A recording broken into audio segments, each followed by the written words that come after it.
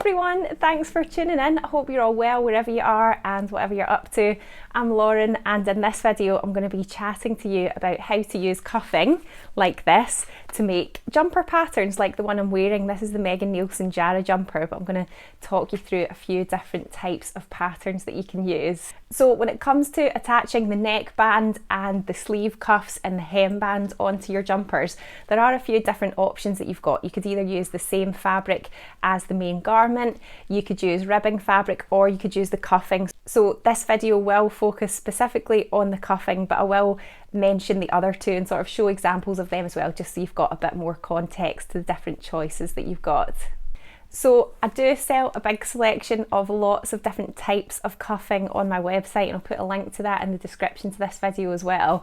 Over the recent months and years, the different choices available when it comes to cuffing has really increased. So you can get ones that are just totally plain, you can get ones that have got colourful stripes, glittery stripes. So yeah, all of the cuffing is available on the website, and we do have various different jumper patterns as well, and fabric too. So yeah, just check out the links that are in the description of this video if you want to find out where to sort of purchase and find all of the things that I'm chatting about. But just to give you a few options to start with, I'm going to talk you through 3 different sort of classic popular jumper patterns and point out the differences between them, and how to just sort of differentiate between them, because they are all on the face of it just a jumper pattern, but they do all have differences in terms of the neckband and also the sleeves as well. And then after that, I'll sort of summarise again the different choices that you've got when it comes to finishing off the neckband and the hembands and sleeve cuff. And then finally, I'm going to chat to you about 2 different ways that you can use the cuffing that comes on those little cards for the neckband, and then also just go over how you would actually use it for the sleeve cuff and the hemband as well. So if you like the look of the cuffing but you've thought, oh, I don't really know where to start, or I'm not sure about it, then I'm sure this video is going to be really helpful for you. So the first pattern that I want to highlight is the Tilly in the Buttons Billy sweatshirt. So it is a very classic jumper style pattern. It's got quite a high crew neckline, so it's rounded and it's quite high. The sleeves are set-in sleeves, so that is when you see the seam of the sleeve sort of sitting more over like the head of the shoulder. It does come with a jumper option as well. It's got pockets in that pattern, and also an alternative sleeve, which is like a balloon sleeve. So it's got a puff around the sleeve head and then a lovely balloon sleeve at the bottom as well. So a few different options there. The next pattern is the Grainline Studio London sweatshirt, and this pattern's been out for quite a long time and it is still really popular. So again, a really classic jumper sweater style pattern. The difference with this one is that the neckline is a bit lower and it's also a bit wider as well, and it has raglan sleeves. So that is when you see the sleeve of the seam coming from underneath the arm and coming up diagonally into the neckband. That is called a raglan sleeve. So yeah, you can see sort of where the differences lie in that. And then it's got the sleeve cuffs and the hemband as well. Or also with that pattern, you can have an option just to have like a regular sort of hem with a shorter sleeve and a bit more of a cropped length and just regular hem at the bottom as well. And then the final pattern, which as I mentioned at the beginning is the one that I'm wearing just now, this is the Megan Nielsen Jara jumper, and it also comes with lots of different versions in the pattern as well, but the style I've got on just now is probably the more sort of closest to like a classic style jumper pattern. So the difference with this one is, I would say, for me anyway, the neckline's probably kind of between the linden and the billy. It's not as high as the billy, it's not as wide as the linden. And the sleeves on this one are a dropped sleeve. So as you can see, the seam between the bodice and the sleeve just sits a bit lower. It's sort of coming kind of like 2/3 down the top of my arm. So that's called a drop sleeve. And then it's obviously got the sleeve cuffs and then the hemband as well. I would say it's probably maybe a bit more cropped as well. That compared to the other 2. I think probably out of all 3 of the patterns that I'm talking about just now, the Billy's probably the longest, and then the linden, and then the Jara. So yeah, just to sort of give you a few more ideas of the differences between them all. So, you know, there are lots of other jumper patterns out there, but hopefully highlighting the differences between those 3 just give you a bit more of an idea of sort of what to look for, and yeah, what the differences are between them. So when it comes to attaching that neckband, the sleeve, cuff, and then the bottom hemband as well, there's 3 different choices that you've got when you're making your jumper. So the first choice is that you could use a ribbing fabric. Now, ribbing fabric comes on short, narrow width bolts, and it is like a tube. It's made in a tube, so when you buy it, it's like a sort of loop or kind of like a ring of fabric that you buy. We sell it in the shop. We've got sort of 2 versions of it which act in the same way, but they just aesthetically look a little bit different. So we've got one range which has got more of a textured rib to it, and then we've also got another one which, at the time of filming this video, I don't have lots of examples of the different colours to show you because we're still expecting them to arrive. We do have a black one at the moment, and you can see that the texture of that rib is much more finer.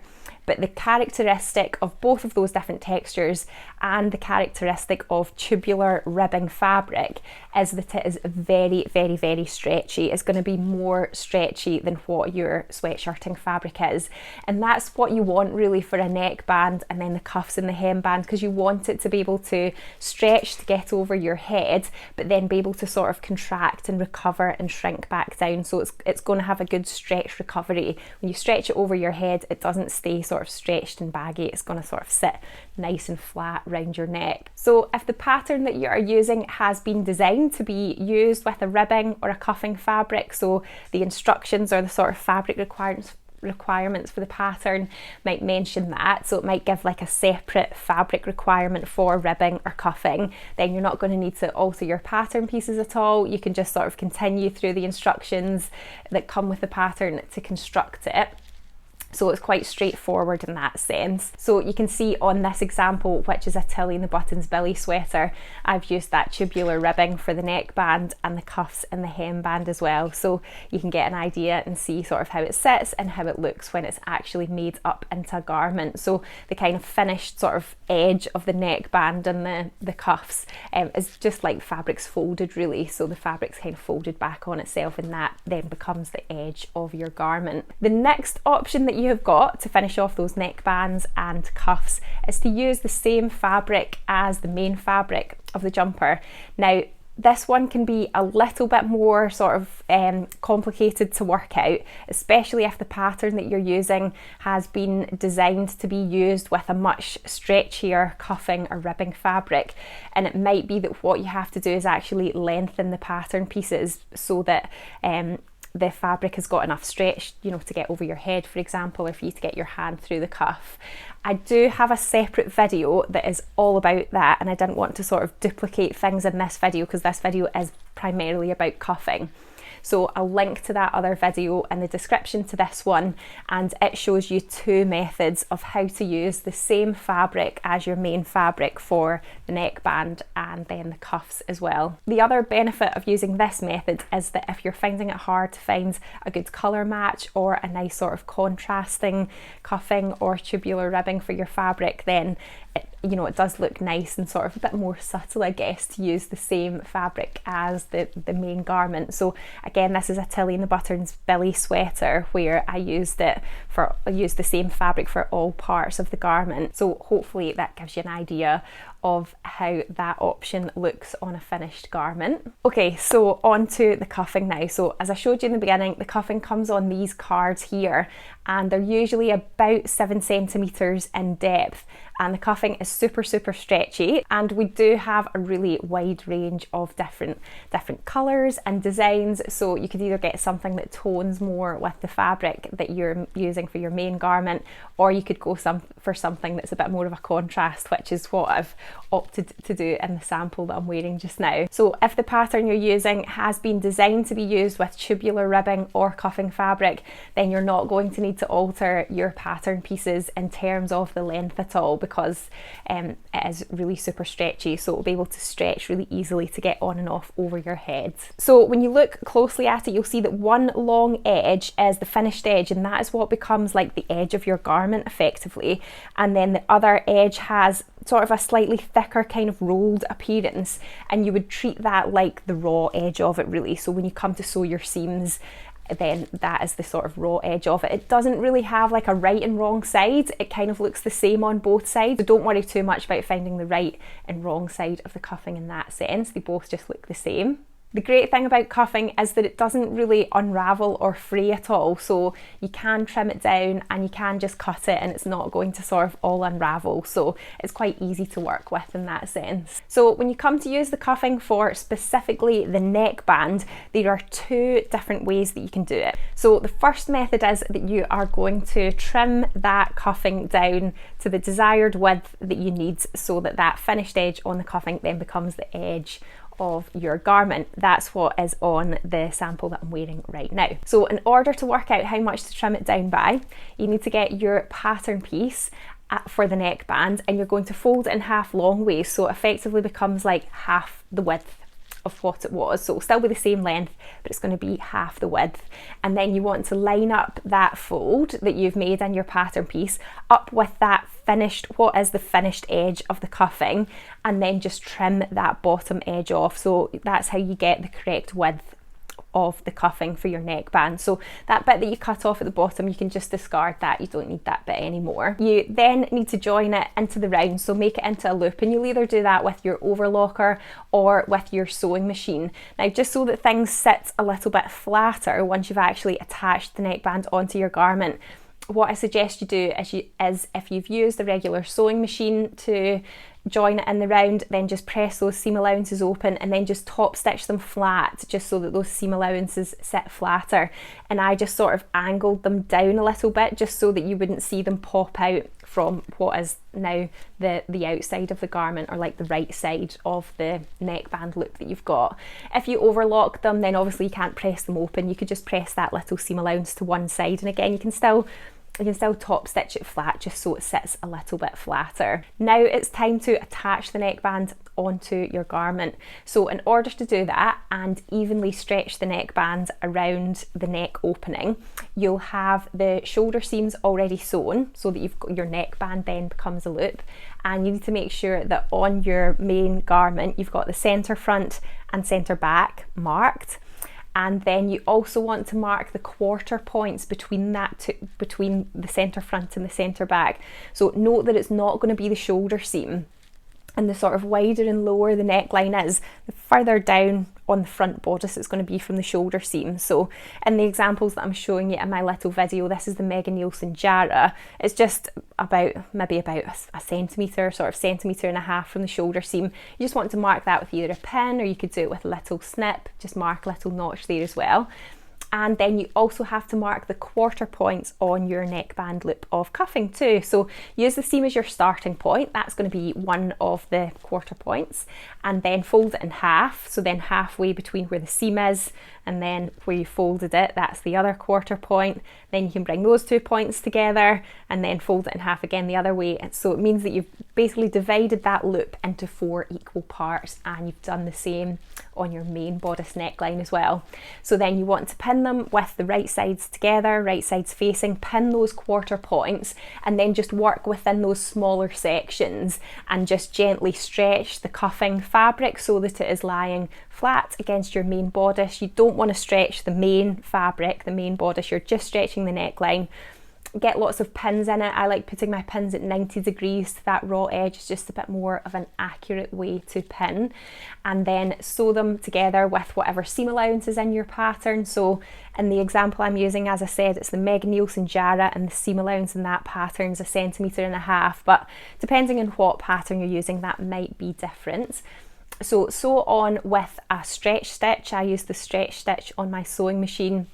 And then once you've got it sewn, because this was a bit of a larger seam allowance, I then just trimmed it down. Now there's a few options at this stage. You could either just totally leave the seam allowance like that. If you've got an overlocker or a serger, you could neaten it off by overlocking round those raw edges. Or if you wanted to, you could use a zigzag stitch in the sewing machine. But you can just leave it as well. It's not going to fray or unravel, so you can just leave it as well. Remember, it's going to be in the inside of your garment, so no one's going to see it anyway. Once you've trimmed that down and you give it a nice press with the iron, just press and iron it nice and flat, then it just looks nice to then top stitch around the outer edge of the neckline. So you're going to be stitching on the main bodice, the main fabric of the garment, but you're going to be sewing through the seam allowances that will be underneath. So again, use a stretch stitch for this. I just used the stretch stitch on my machine. I lengthened it to 3.5 millimeters and just stitch all the way around the neckline just to sort of finish it off. So the second method for using the cuffing as the neckband in your garment is to trim it down and then fold it in half and then sew it onto the main bodice. So I suppose this method is a bit more like what you would do if you were using the tubular ribbing fabric for your neckband. So you obviously have to trim it down to size, but then after that you're pretty much just going to be following exactly what the pattern instructions would tell you how to do. But I'm going to run through the process anyway, just so that you can see the differences between the two options that you've got, and then what the final sort of finish looks like as well, the differences between that. So it's likely you're still going to have to trim the cuffing down a bit when you come to do this. So again, get your neckband pattern piece. You won't have to change the length at all because, as I said before, the cuffing's really stretchy, so it's just the width that we're getting, but it's likely that the cuffing is going to be wider than that neckband piece. So just place it onto the cuffing and then just trim it down. If you did have cuffing that had stripes on it, for example, or any other sort of design, then you could try to sort of decide where you wanted to position where you were cutting it out or trimming it down, so you could get a certain part of the stripe on the neckband. That's what I did when I used the cuffing for this Tilly and the Buttons Billy sweatshirt. I wanted the gold stripe showing on the outside, and then you can see that the red stripe of the cuffing then just shows on the inside of the garment. But yeah, if your cuffing is just totally plain or a bit more of an all over design, then it doesn't really matter. You can just trim it down so that it's the right width of the pattern piece. Then you have to join it in the round again. So pop it together, sew it with the seam allowance, whatever seam allowance is in your pattern, and then press that open. And then what you're going to be doing is folding the whole thing in half with the wrong sides together, so the wrong side becomes where the seam allowances are, so they're all going to get concealed now. So you just fold it in half and press it nice and flat so that those two raw edges of the cuffing come together. Then you just have to mark the quarter points on the neckband piece and the main garment, like I showed you for the other methods of using the cuffing. So for the neckband, you're just going to be using the seam as your starting point again, and then I would suggest just putting 4 pins in to mark those 4 points. You're sort of splitting that neckband loop into 4 even sections. Same thing on the main garment as well, so the centre front and the centre back, and then the halfway point between them. And then you're just matching up those points first, gently stretching it in between those points so that the neckband sits nice and flat. Again, pins at 90 degrees, much more accurate way to do it. So then you just have to get your neckband sewn onto the main bodice with your stretch stitch and whatever seam allowance is built into your pattern. So in this example, it was a 1.5 centimetre seam allowance, so then I just wanted to trim that down afterwards. Again, the choice is there to either overlock it or zigzag it or just leave it. You don't have to finish it off if you don't want to. Give it a nice press so it's all flat, and then do that line of top stitching all the way around the neckline, again using a stretch stitch. So if you've got that specific stretch stitch on your machine, otherwise you can use a variation of just the regular zigzag stitch. So hopefully that gives you an idea of what the two different methods look like. It might be that you're thinking maybe folding the cuffing and kind of doubling it up might be sort of too thick and heavy, and I think on a lighter weight fabric it probably would be, but on any sort of kind of fleecy back sweatshirting fabric, so the two examples I've got here are both our range of Cozy Colours sweatshirting fabric. I think it works really well, it's fine. You could use both methods, it just depends whatever your preference is. So it might be whether it's got a stripe on it or a design, or yeah, you can just choose whatever you prefer the look of, whatever customization you want to make to your garment. So that's your neckband sorted out, depending on what method you wanted to choose. So when you come to use the cuffing for the sleeve, cuffs, or the bottom hemband as well, you won't need to change the length of what they are at all because the cuffing is nice and stretchy, but it is likely that your pattern pieces will be sort of double the width of the cuffing because those pattern pieces have been designed to be used with the tubular ribbing fabric or the same fabric as your main garment. So just use them as a guide for getting the right kind of length and obviously don't worry about the width in that sense.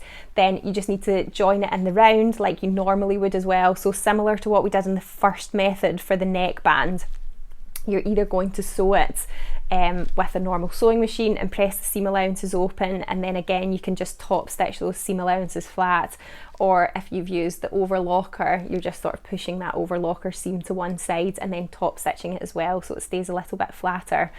What you can do if you have used the overlocker is just make sure that you've got quite long chain thread at the end of when you've sewn your cuff together, and on that sort of outer edge that, you know, it's going to be this kind of finished edge of the garment, if you just use a thick wool needle or a bodkin and then just thread the thread chain back through the stitching, it just helps to finish it off in a bit of a neater way, and then it's less likely to sort of come unraveled rather than if you just sort of cut the thread tails like right next to the edge of the cuffing.